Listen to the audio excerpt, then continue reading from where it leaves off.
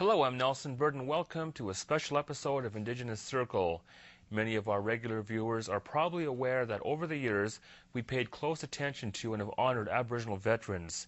In 2000, we documented the story of some First Nation veterans who returned to Holland where they were once soldiers. Their story was told in the award-winning documentary A Debt of Honor. Last year, we documented the struggle of Métis veterans in the critically acclaimed Charlie, Métis Hunter, Trapper, Patriot Soldier. That show focused on Métis veteran Charlie Fossanove from Cumberland House. But it also touched on the story of Métis veteran Francis Godon. Tonight we are pleased to present Francis, the measure of a Métis man. This special episode tells in more detail the story of how Francis called on his strength as a Métis to survive a horrific ordeal as a German prisoner of war. Here is Francis, the measure of a Métis man.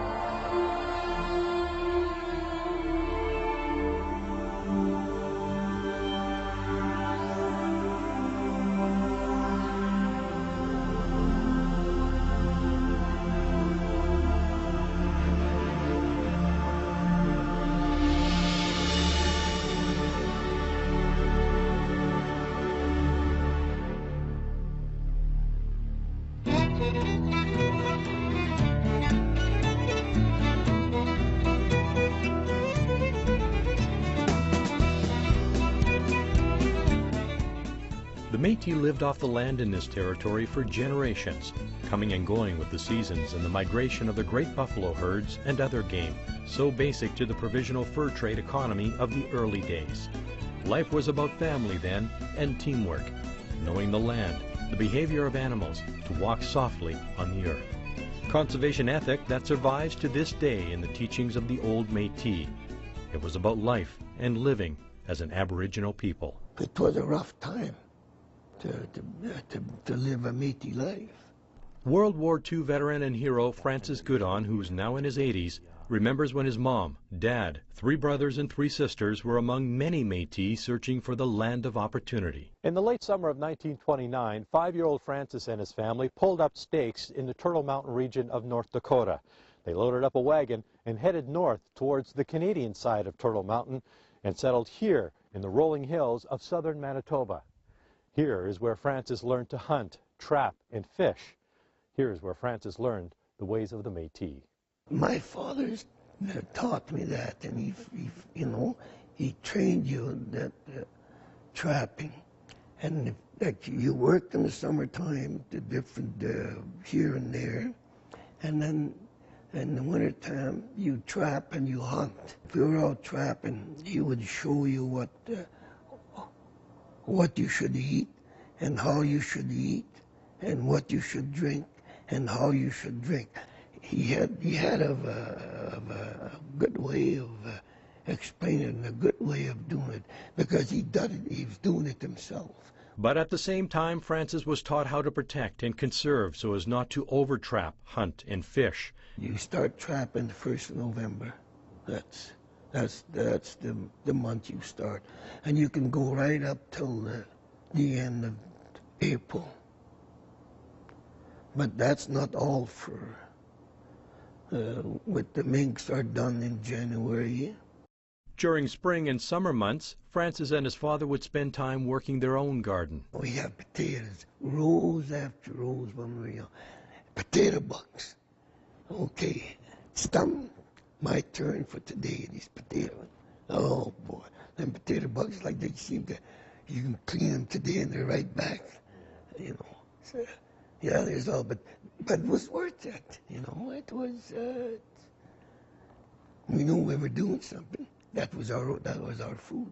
After the potato bugs were picked, there was no time for rest, for the Godons came to this territory during the height of the Depression. Francis's father offered labor and skills to the neighboring white farmers. Wherever there's a dollar, he was there to make that dollar. But the lessons didn't stop there. Besides working hard, Francis's father also preached discipline. And when he says, well, okay, it's bedtime, 8 o'clock, you go to bed. You don't say, well, and then, no, you go to bed. He had He hardly used it, but he had a nice little willow on that door, on the door there, 2 nails. All you gotta do is look and point at that. Another Métis veteran, Victor Latond, also remembers his father's strict rules helped keep him in line while growing up in the Métis community of Lac St. Anne, west of Edmonton. My father was the boss of his home. My father said something, you didn't question it.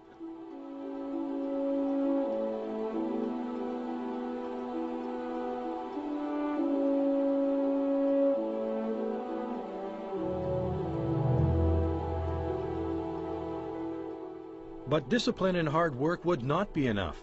As a Métis growing up in a land filled with hatred and discrimination, recalling words like dirty little half-breed, Francis also had to learn to defend himself. Train us to box, fight. He said that's the only way you have to get along in this world, because when he was young, that's how he had to do it, and he had to, and his dad showed him, so he turned around and he showed us. Sometimes Francis and his brothers had to use their fists to do the talking, to stand up for their beliefs, to stand tall as proud Métis. So hard to get along whether you're a Métis and you're a half-breed SOB, and I could tell you on and on what there was more fist fights and anything else, I didn't want to be used as a floor mat.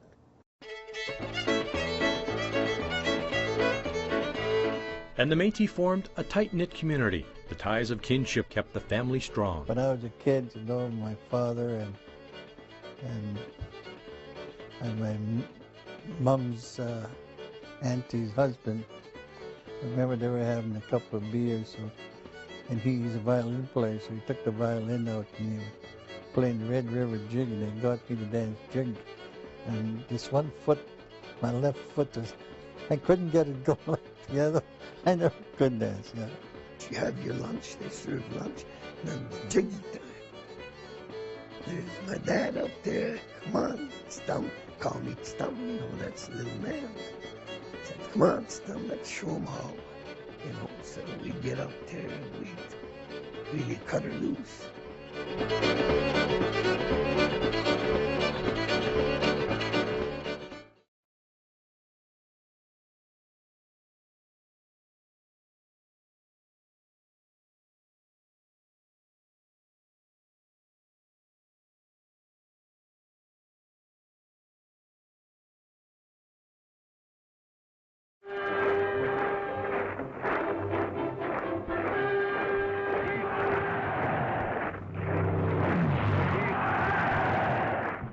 Soon the sound of music would be replaced by the sound of war echoing around the world.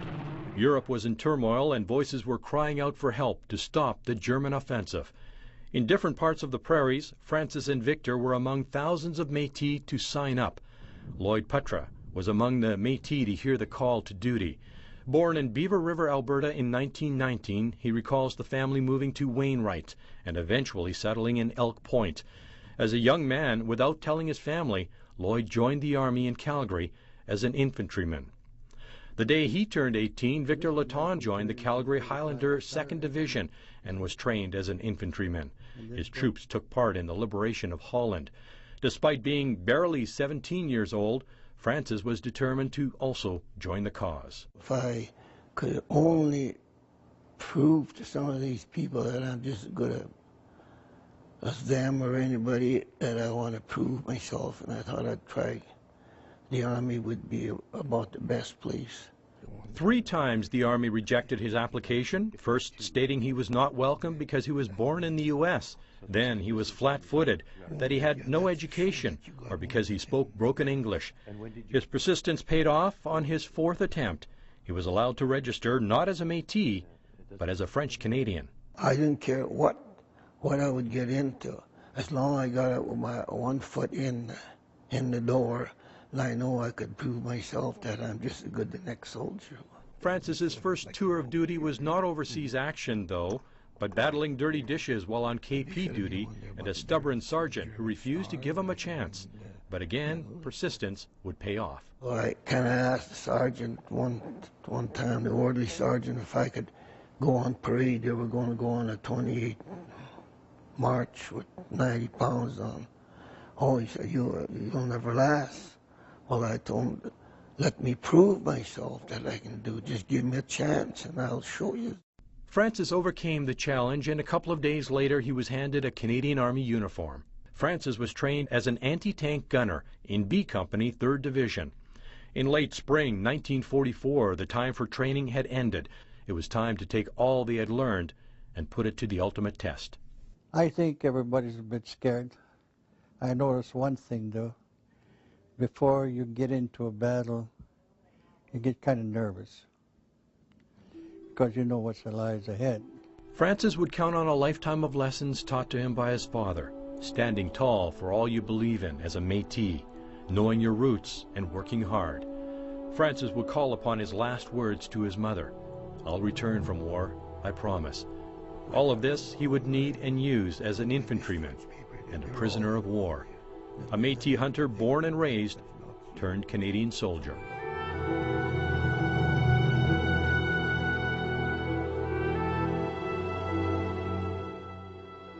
Commander from D Company, Colonel Lockhart Fulton, recalls his tough comrades.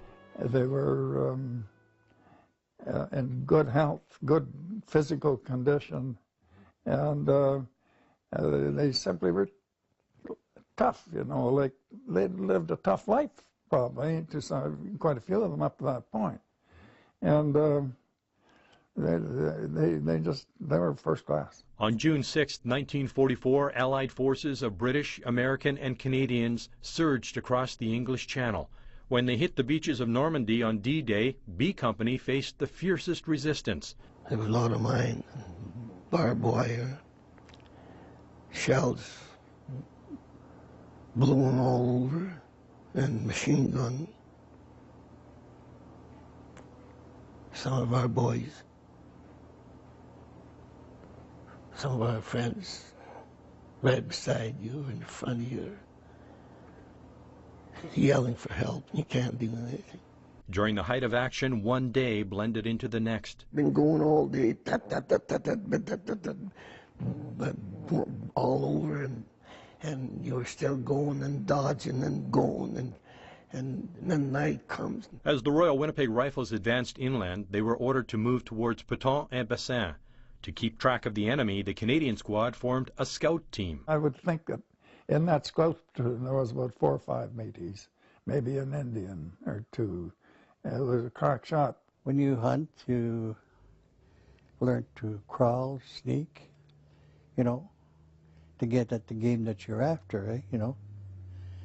And it's the same thing as it was in the Army, The scout platoon that we formed was a magnificent organization, really.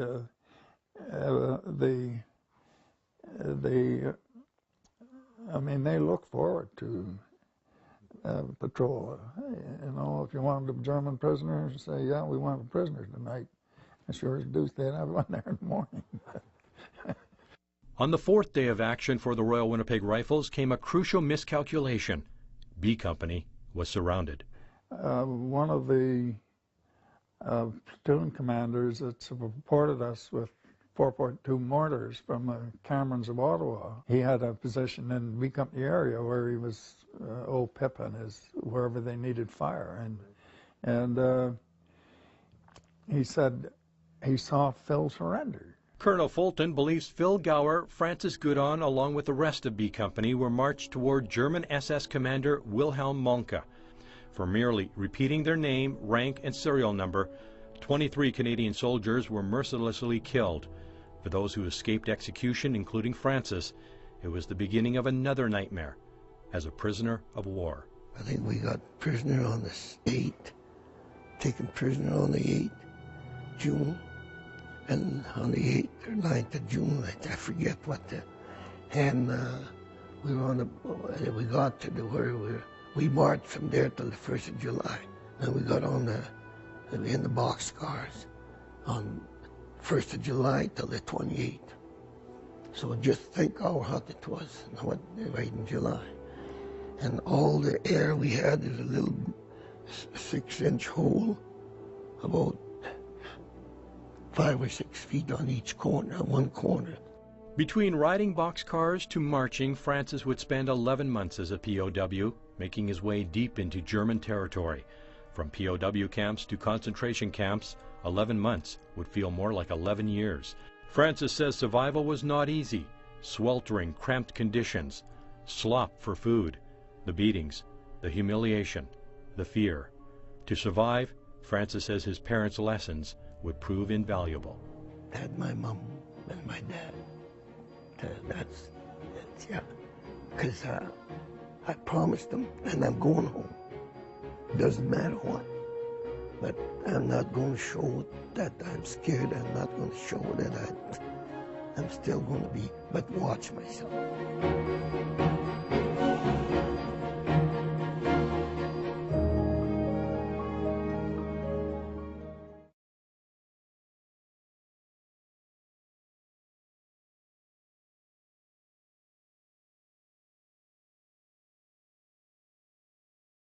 Little did Francis know, but the war was winding down. The Germans were weakening on all fronts. Victor Latond was involved in one of the last major military offensives in the battle. I watched. I thought it was the whole Canadian Army moving.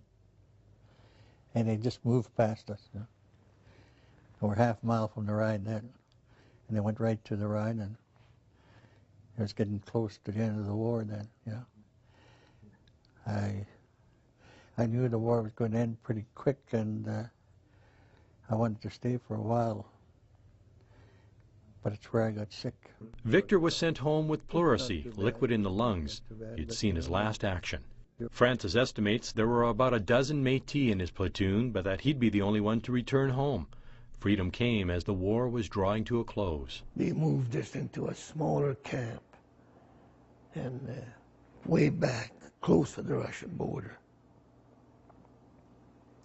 And you could hear guns coming from the east, guns coming from the south. You know, you could hear these anti-tanks, or you could hear artillery over here. So we know the Russians are closing in. And then one morning we were awake. We could hear them. We were awake when we looked out. The gates were open. Francis weighed 212 pounds when he was taken a POW. He left weighing only 120. Though he was heading home, all was not well with Francis, for another battle awaited. I wish they would have took us guys, put us in a convalescent 6 to a year or something. Give us, because when we come out of that, we're different. We're not the same anymore. We're half animal and we're half human. He was never a drinker, but back on Canadian soil, Francis tried washing his troubles away with alcohol.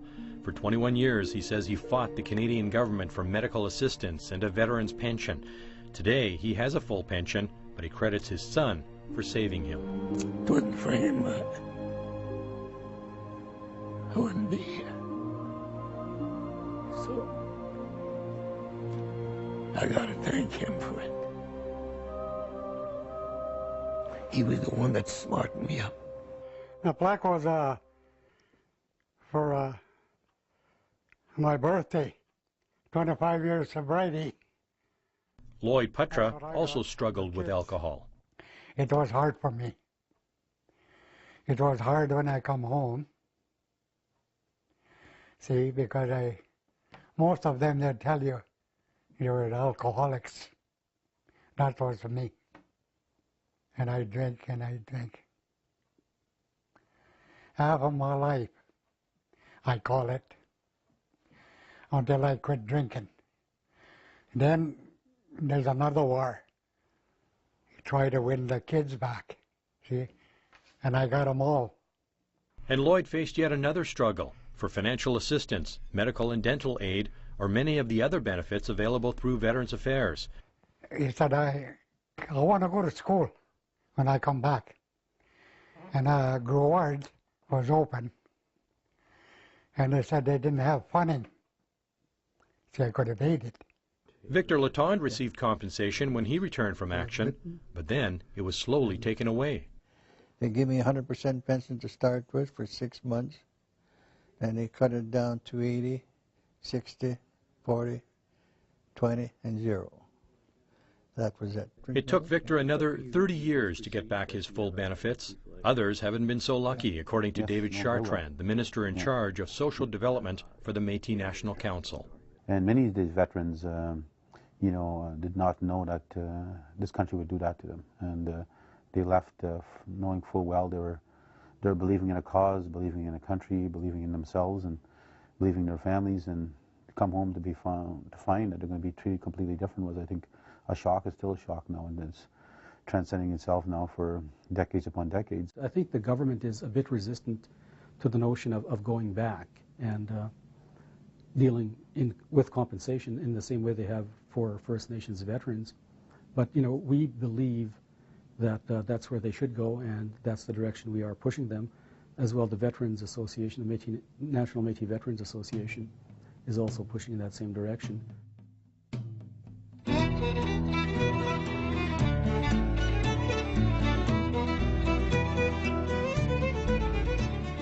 Francis has returned to the land. He's returned to his Métis ways, fishing and trapping. In 2003, Francis returned to the land he helped liberate. I saw heaven, not hell, when we went in. There was nobody after us when we went in. They were all brand new. And so I seen what we had done, appreciate. And the beach, there's people in there, kids there, everybody on the beach, and the houses and motels and cafes, just beautiful.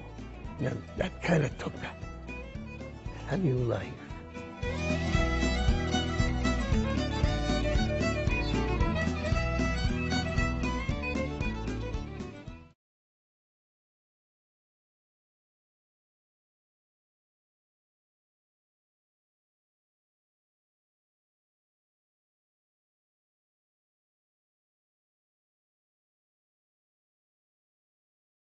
As an aging Métis veteran, Francis returned to those same beaches that were once stained with the blood of his fallen comrades who peppered the landscape.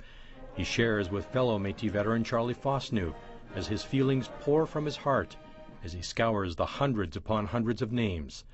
The anger, the fear, the frustration, the knowing. Friends, comrades, soldiers. That's where you guys came in? Francis visits with a Frenchman whose mother had recounted the story of the night B Company was captured near Pétain-en-Bessin and led away as POWs. To survive is the true measure of a Métis man. I'm proud to be a Métis, and I'm happy to be a Métis. And I'll keep that. So I don't want anybody to be ashamed because he's a Métis. Just stand up there. Keep saluting that you are just as good as anybody else. And don't ever back down, and don't ever take a back seat, because you're just as good as anybody.